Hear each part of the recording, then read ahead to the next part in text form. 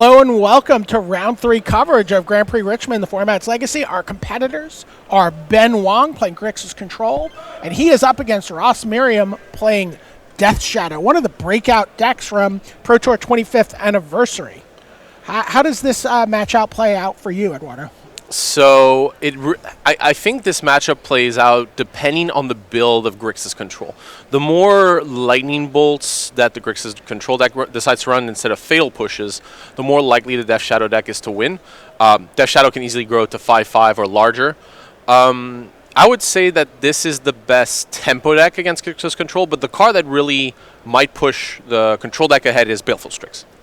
Baleful Strix is as clean an answer as you can imagine to the card Death Shadow. All right, we have a flurry of activity here on turn two for Ross Merriam. He plays Wasteland, targets the Underground Sea, Brainstorm in response, and a Stubborn Denial is going to counter the Brainstorm, and Ben Wong is in a hole here. Yeah, and that was an interesting decision from Ross to counter the Brainstorm. Essentially, because this was during Ross's turn, Ben would have had to redraw one of the cards, so the Brainstorm had less value than it normally would. But I think Ross just wants to choke Ben on early development, especially if Ross has access to a second Wasteland. This play makes a lot of sense. And Ben has a non-blue dual land here. You see him cycling Street Wraith now. Pays 2 life. Yeah, Ross is setting up to have a really good turn. Oh, and there's that reanimate tech that we were discussing at the start of the day. This was the big innovation that the Channel Fireball team brought to this deck. Watery Grave also a little bit of a novelty in Legacy. Right, but perfect in the Death Shadow deck. Like Daze Watery Grave is a good way to Giant Growth. +2/+2 your Death Shadow. But yeah, we're probably going to see Reanimate on Street Wraith here, just because it's so hard for the Grixis Control deck to deal with. It's virtually unblockable, since the Grixis Control deck probably will have a Black Source. Baleful Strix then can't kill it. Fatal Push doesn't work. Lightning Bolt doesn't work. So the Grixis Control deck actually has few answers to a Street Wraith in play. The only really good answer that they have is resolving a Jace, which is really hard against a deck with Force of Will, Daze, and Wasteland. And plus, look at this. Ross Merriam already at 8 and plays Death Shadow, but Fatal Push is in hand for Ben Wong to take it out. But he is definitely constrained on mana here. Ooh, yeah. Yeah, and a couple of blue spells that he's looking to maybe dig his way out of. So that Brainstorm counter is looking pretty good for Ross Merriam here. Yeah, I think Ross also identified that it's a weird spot to Brainstorm, so he decided to counter it because Ben was probably looking for something, so it's as good a spot as possible. Since if Ben had access to another blue source, Ben would probably have waited on the Brainstorm, which means that's why you saw it getting counted there. I know Ben is tanking, but there's not... Risky spot here for Ben. He doesn't want to fire off that Lightning Bolt. Yeah, so Ben could have fired off the Lightning Bolt, putting Ross to free. Right, which would put him within top deck range of dying. Right, but most Grixis Control decks only run a certain number of bolts because you're running a lot of conditional cards. So it's you can only run so many, but yeah, and this would have been a really tough decision on Ben's side. The thing is, Ross can easily control his own life total, so he could decide, I don't want to take damage anymore. But I think firing off the bolt would have been just slightly better, but I don't fault Ben for not doing it. It's actually really close. I would love to analyze that decision a little more. Right now, I'm leaning that Ben should have bolted Ross Merriam, but it's a very close decision, I think. Right. Yeah. Ross is at 6. He's gonna reveal a Brainstorm, and that's gonna turn Delver of Secrets into Insectile Aberration here. Also gonna let him maybe go digging for some more useful cards. Wasteland would be a great card to dig for. Actually, surprisingly, Ross doesn't go for it. Because Ross did not go for Brainstorm, that would kind of tell me that I would put Ross on having as his final card Force of Will. It makes the most sense. It would be Ross could also be keeping the Brainstorm simply because he wants more value from it, which is a totally understandable stance. All right, well, here is Baleful Strix, and we're going to see a Brainstorm in response to it. Yeah, here's the thing, right? If your plan was to Brainstorm in response to a spell, then I probably would have Brainstormed right away, since you're going to redraw a card from that Brainstorm. So I'm not the biggest fan of waiting. I think it's better to brainstorm than not in that spot, though, because if Ross doesn't brainstorm and the Strix resolve, that slows the clock and you can get a daze or a blue card plus force. I think with a land in hand, Ross was okay to brainstorm right away, but it was close. That said, I think here it's in a really awkward spot, and it's putting Ross behind and allowing Ben a chance to catch up. But that Street Wraith is a real problem. Like, it's really hard for Ben to deal with it. Yeah, that Baleful Strix can't block it. It has Swamp Block. Yeah. But yeah, what Baleful Strix here does, it basically pre-deals with the Delver. It allows Ben to dig a card deeper to draw those lands and unlock those powerful spells. So that Baleful Strix, there's a good reason it's a 4 of in Grixis control, and it's a payoff to play a strategy of that nature. Yeah, we had Reed Duke in the booth last round talking about his deck choice for this tournament, and Baleful Strix is a card he was super excited about playing with. Yeah. He is also going to be on Grixis control. Yeah. At this point, guy was to say Baleful Strix trades for the Insectile Aberration, but the Street Wraith keeps ticking along. What were you going to say there, Eduardo? No, it's all good. Like, I was actually surprised by the attack because the Death Shadow deck plays a few removal spells that have very little value. And one of the values that you can get from it is destroying a Baleful Strix and being able to go in for damage. So I'm surprised that Ross decided to take the trade here because I don't think the 1/1 flyer is too great a threat. It kind of is because Ross is at 6, but it's close. So Ponder is the play here from Ben Wong. Does not see a land on top. Yeah. If Ben was a little less far, if Ben was a little further ahead and this game wasn't, to the state it was in terms of pressure, I think that would actually have been fine. The Gurmag Angler, a good threat. The Baleful Strix next turn would have been nice, and you can ponder down the line. But I think with Ben having access to a lot of cards, if Ben doesn't, I think I saw a fetch land. If Ben has a fetch land, then I would be in favor of keeping the Gurmag Angler just because it kills Ross in one swoop, potentially. But yeah, if Ben doesn't have a fetch land, I can understand the shuffle here. He's going to shuffle, yep. It is close, though. Even without a fetch land, Gurmag Angler resolving would mean that Ross cannot sacrifice the Polluted Delta. Snapcaster Mage plus Bolt would be lethal damage. So I think especially with Force of Will, I think I would have kept that Gurmag Angler and put either Ponder or Baleful Strix on top. I mean, the land here is a great payoff. Yeah, draws a land. But yeah, now that I'm thinking about it, Gurmag Angler is exactly what you want. It basically means that Ross is in a position where he might have to stay back. It is exactly the card that Ben wanted, and I think that the cost of not having a land was worth it in this case. Yeah, so I would have been a fan of actually keeping the Gurmag Angler here for those reasons. A month ago, if you fetched up a Watery Grave with a Polluted Delta, people would have thought maybe you were new to Legacy. Perhaps did not have an extensive collection. Yeah, it's that's a fair point. But yeah, with Legacy, man, I remember when Watery Grave came out, people really wanted Watery Grave. You could you could find people that wanted their Underground Seas to become Watery Graves at the time. It was a different time in Magic's history. All right, so Ross has a 3-turn clock here. Yep. Yeah, and I don't want to harp on too much about the Gurmag Angler because that point has passed, but you can see here how it would have been powerful. Even without that fetch line, Ben having access to Force as backup, it would have been perfect here. There's a Colligan's Command in hand for Ben Wong, too.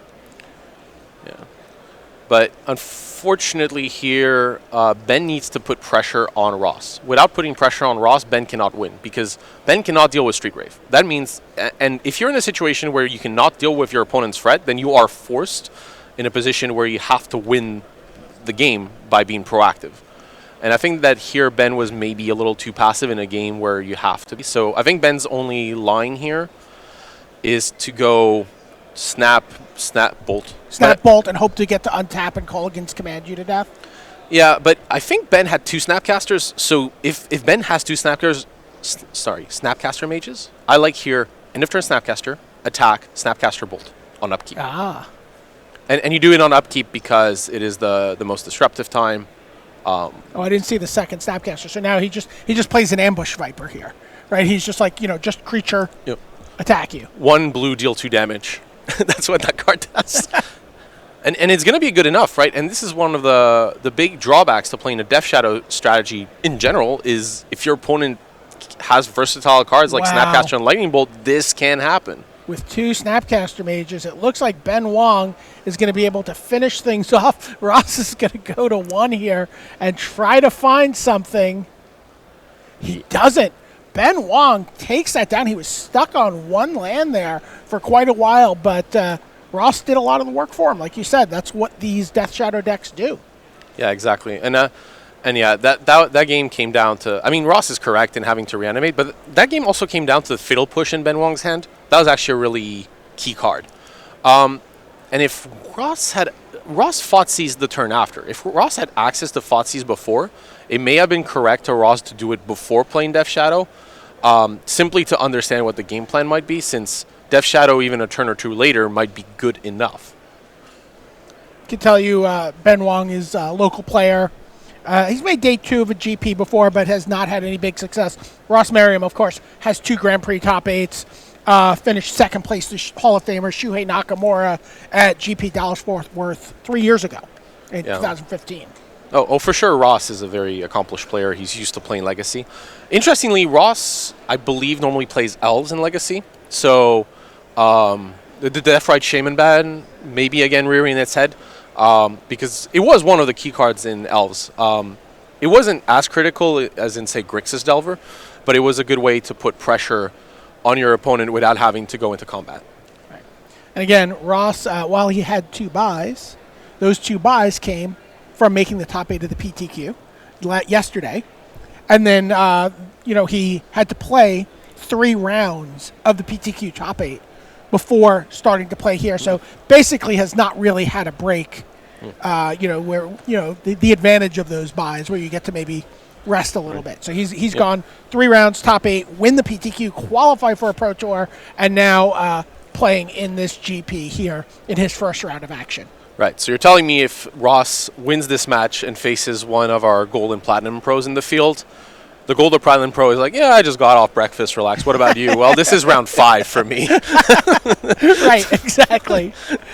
Somehow manages to squeak in that extra round. I mean, I remember that before, like a lot of pros would love to do like a casual draft before the day just to warm up and have a fun little atmosphere. It's a little less common these days. People prefer to sleep in a lot.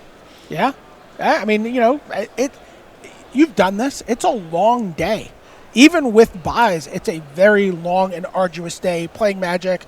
The stakes get higher and higher with each round as you approach, the making the cut to day 2, making the cut to top 8, and it's very mentally taxing. And you're correct. And I think more than the stakes getting higher, they get more real, right? Because the stakes being higher, every round has the same effect, right? Like winning round 3 is the same effect as winning round 15 mostly. Sure.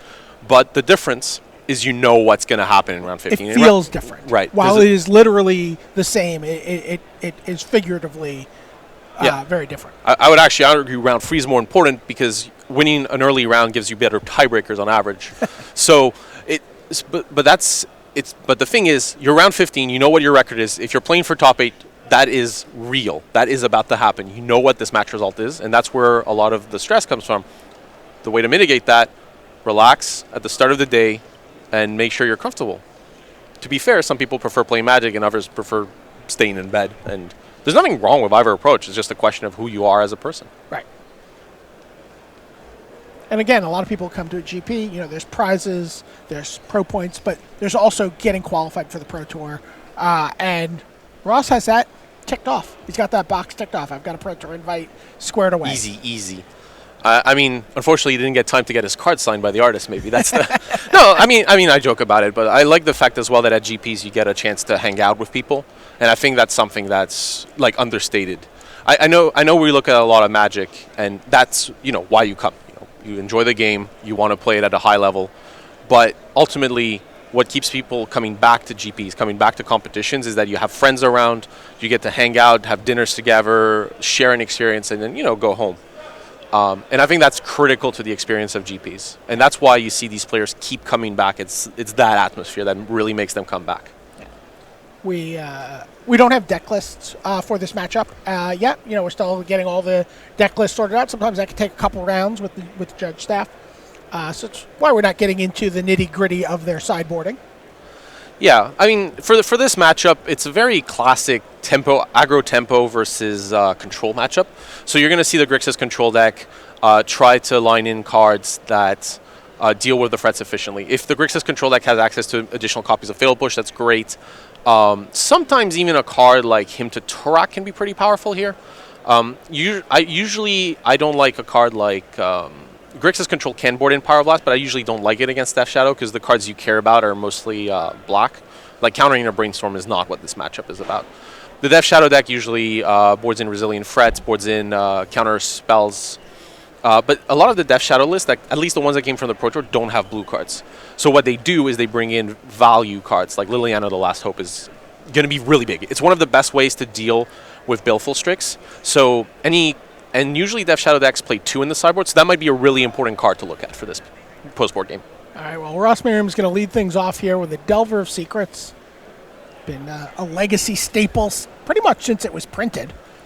Yeah, that's true. To be fair, I prefer the card Insectile Aberration. Somebody famously pointed out that nobody wants Delver of Secrets. They want the flip version.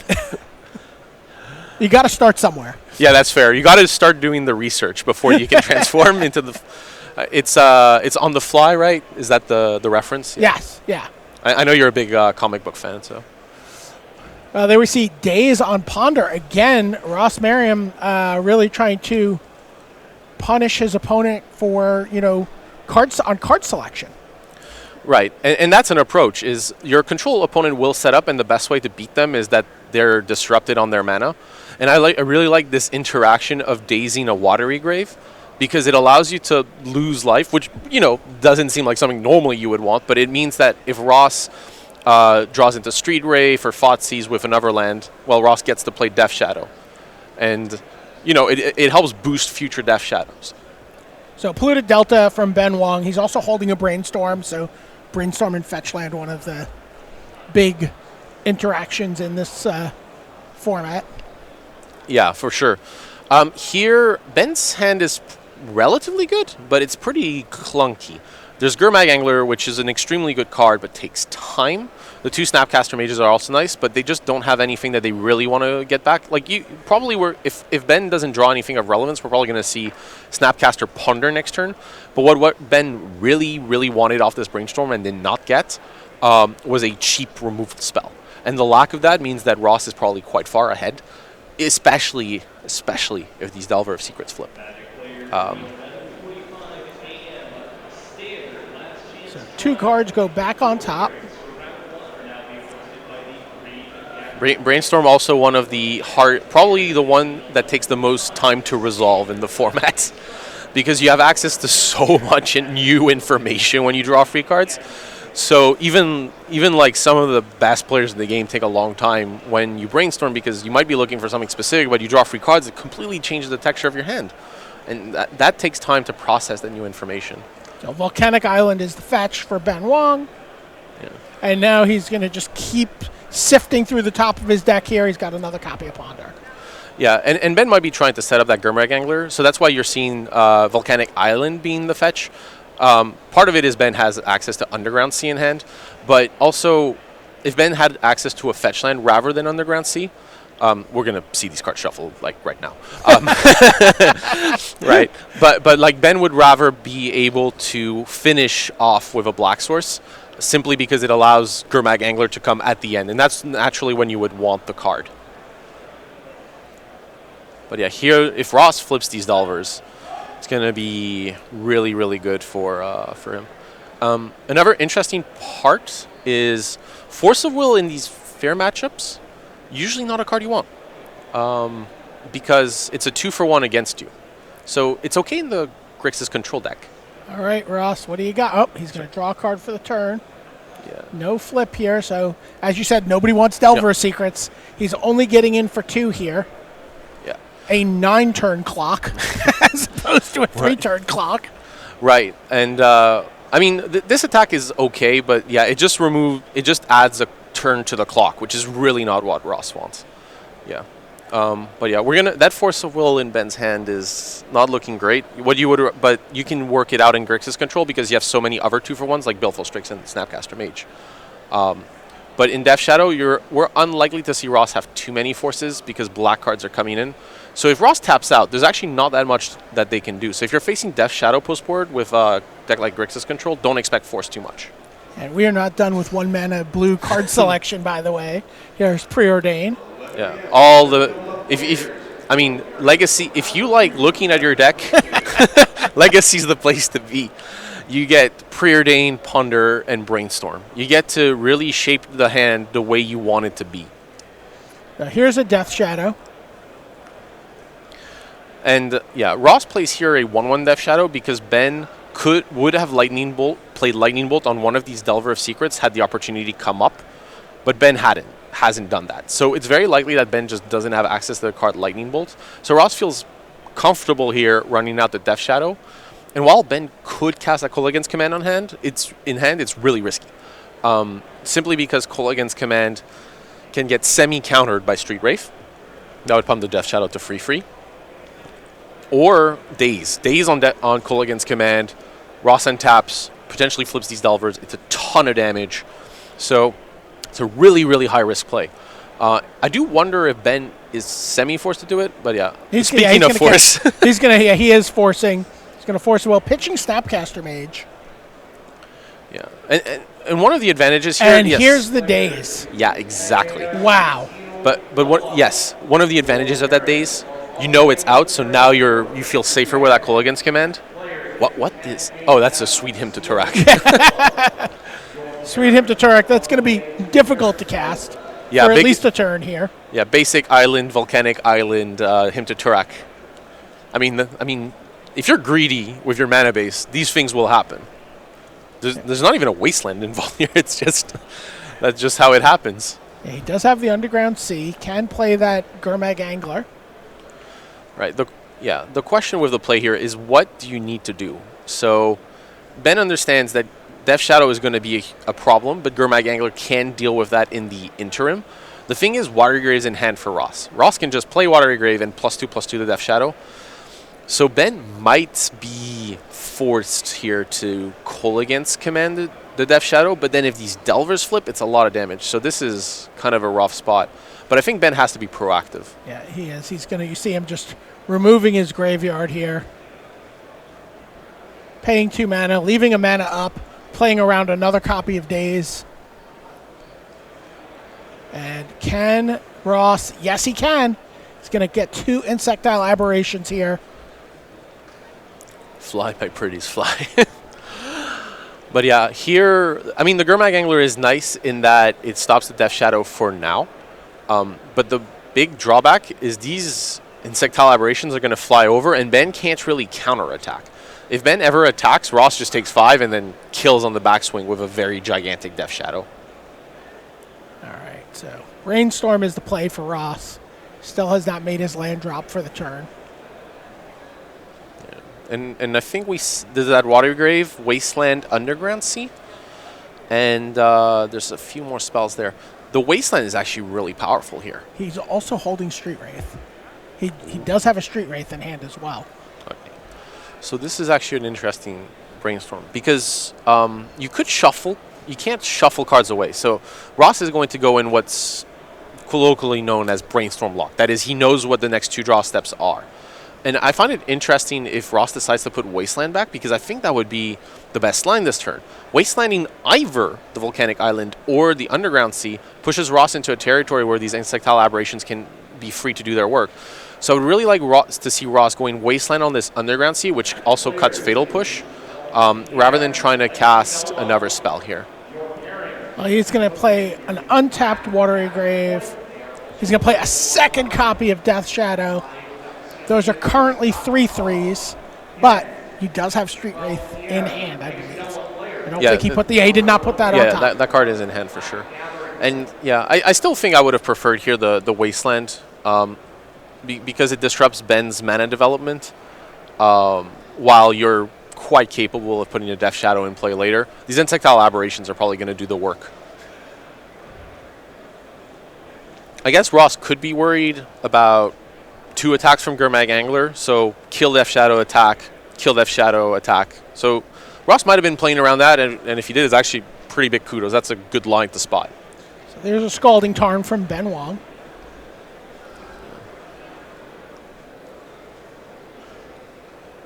Culligan's Command, not that great when you're not returning Baleful Strix. Making Ross Or discard. Snapcaster Mage. Yeah, I mean, we're not quite at that stage, but yeah, the Culligan's Command here. Yeah, so now Ross is going to attack with both Insectile Aberrations. If one goes through, Ben goes to 6. So this is... Yeah, Ben's going to the draw step. Let's Ross draw a card. Now he's going to Culligan's Command. I mean, there's no advantage to doing this on draw step. You might as well do upkeep where there's less options, I would imagine. I might be missing something, but I don't think draw step is the moment to do that. Well, here's Street Wraith. So again, now we have 2 5/5 Death Shadows. Right. And also, because Ross is on draw step, that's going to be an additional card off Brainstorm if Ross decides to fire it here. And actually, he probably will. There's just not much else to do, so you might as well just go for it. The game is about to end quickly, so you might as well just dig a little deeper. Discard, you get to discard a card you don't want. Yeah. I think fundamentally, though, Ben is just losing this game. So it's not so bad in this spot. I think Ross basically has a dominant hold. Both Death Shadows. If Ross attacks with both Insectile Aberrations, the Insectile Aberration that will survive, and both Death Shadow, that puts Ben to 1, assuming that Ben blocks and trades the Angler with the Death Shadow. So I think Ross is in a commanding position. Well, he's forced to block here. Yeah. Well, yeah, for sure. Yeah, this puts him to 1. Yeah, and the one thing that could get Ben back in this game, if Ben had access to Snapcaster Mage, would have been top decking Fatal Push and going Snapcaster. But being at 1, there just wouldn't be enough mana. Yeah. So Ross basically has won this game. Yeah, and he's locked on 2 lands here. As Wasteland's going to take out one of those lands, he cannot activate Scalding Tarn. Yeah. So yeah, at this point, oh wow, we're done here. We're going to game 3. I mean, it would take a special card to win from this position, and at 1 life, I just don't see what blue-red is going to do. All right. Ben Wong, what's the miracle card? He did draw Fatal Push, but that's not going to be enough. At 1, no black mana, scoops it up, and we are going to get a game 3 here between Ben Wong and Ross Merriam. So what did you see as we looked at that game? Did you see anything in terms of what these players might have done sideboard-wise that stood out to you? So the only thing that I saw that was close was, again, that Force of Will from Ben Wong. I think the Grixis Control deck should keep those in, while Ross shouldn't. But we didn't see really cards that these players might have brought in unless they were additional copies of cards they had in the main deck. So it's possible that Ben brought in a 3rd or 4th Fatal Push. That is within the realms of possibility. However, we wouldn't have been able to identify that. I find it interesting, though, that Ben did decide to keep the Hymn to Torak in on the draw. It's a way better card on the play. So when you decide to keep a card like Hymn to Torak on the draw, you believe that you will have the time to navigate the board state in your favor enough that the 2 cards from Hymn to Torak are going to matter. On the play, you can disrupt your opponent. On the draw against a deck like this, it's really hard to do so. So you believe that you're able to hold the board and then get rid of any cards that your opponent might do to come back. Because one of the biggest advantages of Hymn to Torak in a matchup like this is just the card quantity makes Brainstorm much worse. If you have access to 4 cards in hand and decide to Brainstorm, you select basically 2 out of 6. But if you get Hymn to Torak and you only have 1 card in Brainstorm, even if you keep a shuffle effect, that means that you only have 1 card that you're keeping, and it just makes Brainstorm much, much worse because you're probably going to want to maybe keep an extra spell, and that means you get less value from that Brainstorm. I'm trying to see what Ben might have done there. So looked like a Fatal Push came out. I'm not sure. That seems unlikely. Probably something else. Yeah, I would be very surprised if Ben boarded out Fatal Push.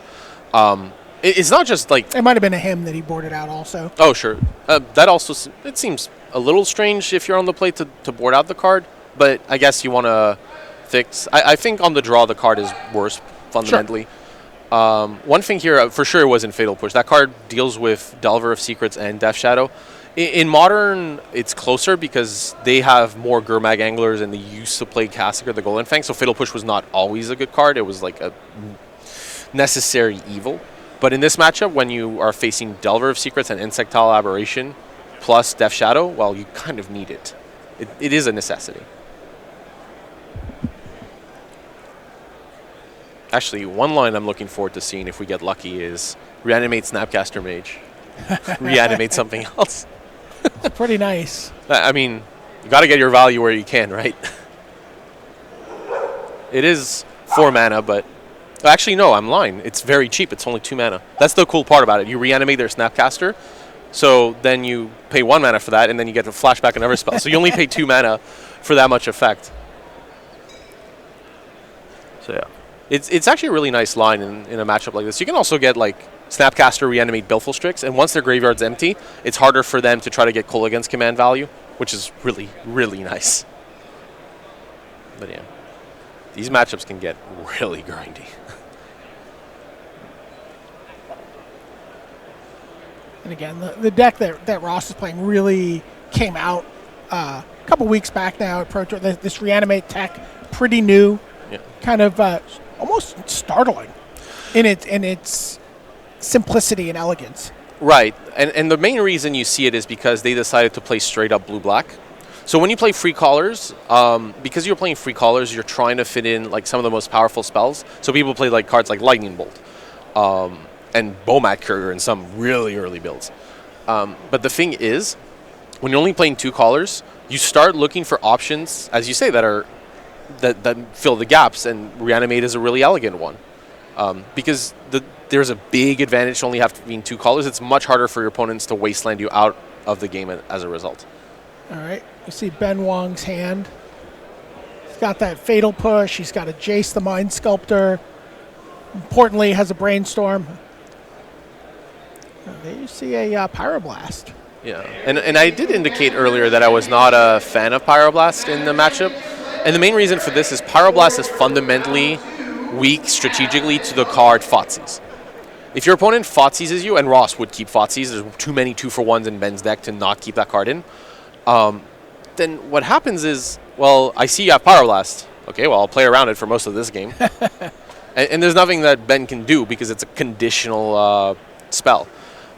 One thing that makes me want to keep it is the fact that it does deal with the card Delver of Secrets, but you should have enough answers to that card. I think Delver of Secrets dying to Lightning Bolt is really nice, so you don't. I don't know if you really need Pyroblast. I would rather have Lightning Bolt because sometimes you just get Ross with Bolt Snap Bolt. I think it has more utility in the matchup than Pyroblast would. All right, so Ross starts his turn on 17 life, thanks to Scalding Tarn into Watery Grave. Plays a turn 1 Delver of Secrets. Yeah, and here we're going to see the Delver. This whole argument is going to stop mattering very quickly because Ben is going to just Pyroblast this Delver as he would have. Actually, he's going to push it. Okay, that's surprising. I think. Whoa. Okay, I think Ben is potentially overvaluing the Pyroblast. I think this was a perfect spot for that Pyroblast. It was exactly what you wanted here because it's really hard to go say Jace with Pyroblast backup. That's 5 mana. So I kind of dislike this. The push is going to be a necessity if you face a Death Shadow. So I think that Ben chose the wrong spell here. I mean, that was a gut intuition. Like, I kind of reacted a little strongly there because it kind of felt wrong to me, like intuitively. Well, Ross goes down to 14 here. Marsh Flats into another Water Grave, and Hymn to Torak comes out of Ross Merriam's hand. He says, pitch 2 cards, buddy. Yeah, and this is why I dislike the card Pyroblast. It's not good when your opponent's plan is to board in free Hymn to Torax as it was at the Pro Tour. Pyroblast isn't fighting that fight well. Okay. All right, so there's one. If Ben's lucky, he will lose the Pyroblast. Let's see what it is. There we go. Loses Pyroblast and Jace. No need to protect it with Pyroblast. They're both gone. Yeah, losing the Jace is actually a really big cost for Ben because Ross has less counter magic post board, so Jace is a much more high impact card. And it's exactly the card you want in this matchup. If Jace, the Mind Sculptor, resolves against Death Shadow, you're super far ahead. Here's the problem, though, for Ross, is Ben is going to have a Gurmag Angler online here very quickly. Yeah, but Ross has the Diabolic Edict, I believe, to fight back. Ooh, all the answers. Yeah, it's actually interesting that Ross decided to board in Diabolic Edict. It shows the power of Baleful Strix. Ross is happy. Well, maybe not happy. That's a strong term. But okay with the scenario where Ben goes for Baleful Strix and Ross Diabolic Edicts a Baleful Strix. I think only Snapcaster Mage would be the card that Ross is unhappy to get with it. Well, there's a Baleful Strix for you. Yeah, well, I think here Ross will be unhappy since it's very likely that Ben this turn goes Strix Angler. There is a possibility. You're a little nervous about the days there, right? Yeah, it's possible that Ben just goes for the Baleful Strix here, just to play around the days and then next turn Angler. There's no real other action piece in Ben's hand, so I could totally see Ben going for Strix and not Angler here.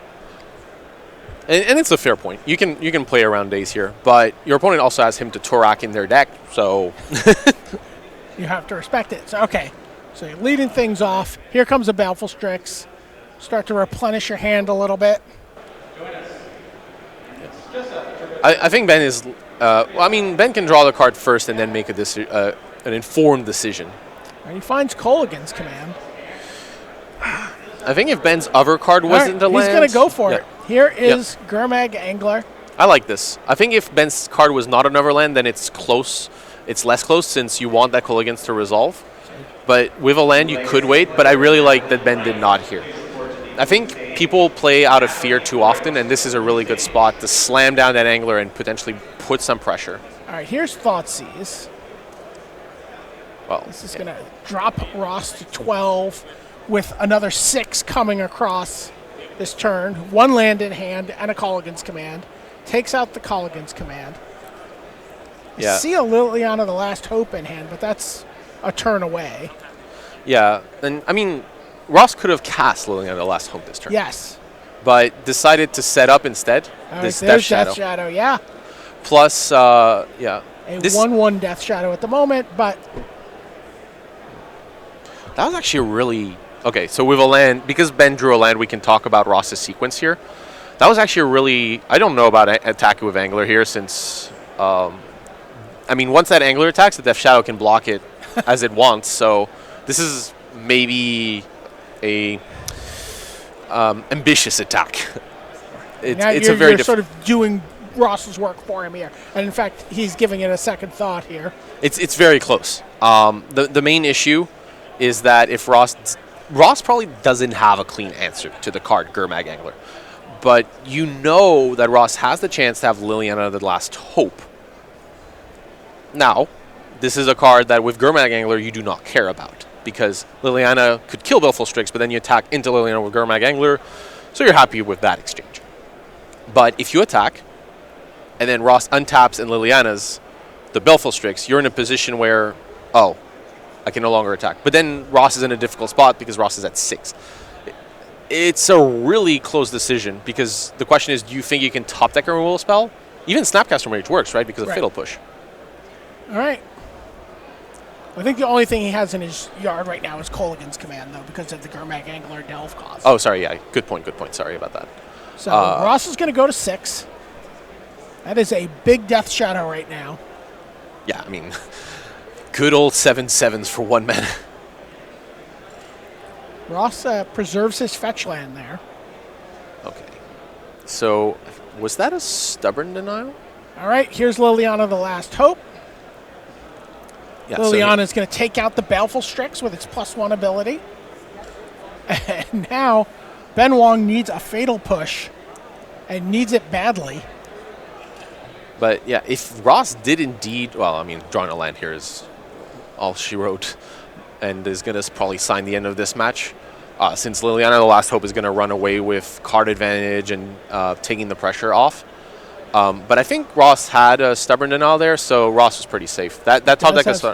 Yeah. So here's Diabolic Edict. It's going to take out the Gurmag Angler. Yeah, that Diabolic Edict was sitting in Ross's hand for a while, and I like the sequence of planning ahead Wow, here. look at this, and he's going to get a Gurmag Angler of his own. Yeah, this game is going to probably end next turn. Crack for 7 with the Death Shadow. Angler. And still manages to keep the Stubborn Denial up. I don't think there's a card Ben can really draw here. Which is just a hard counter at this point. He draws another land. Yeah, lethal damage on the board. Yeah, I think that's going to be it. If Ben had drawn Baleful Strix, I think the only out would have been to draw into Baleful Strix. Since at that point the Liliana cannot kill both. But yeah, I think Ben is... We're done here. Ross wins. Yeah, shows him... Wow. Wow, that was a great match. You really get to see the power of this Death Shadow deck in play. You know, game 1, Ross was in a little bit of... did a lot of damage to himself, and it opened the door for Lightning Bolt and Kolaghan's Command and Snapcaster Mage to just kind of represent pretty lethal threats. Yeah. And then games 2 and 3, Ross kind of did his thing. I think out of the 3 games from this match, game 3 was the most interesting from a sideboard perspective, just because I think that Ross's sideboard plan was just way better suited than the Grixis control plan. Boarding in him to Turax, Grixis control hurts a lot more because you need lands, you need spells. While Death Shadow can operate with a little bit of that resource taken out. And we saw him to Turk being a very clumsy card in game 2 for Ben Wong. So it'll be interesting to see as these 2 decks play out. I think they'll be popular decks. We'll see more of this over the course of the weekend. I think there's somebody we're following that has one of these. Yeah, we may see a lot of Grixis Delver. But we've got more Magic for you coming up this round as well. First, a couple brief messages. Don't go anywhere.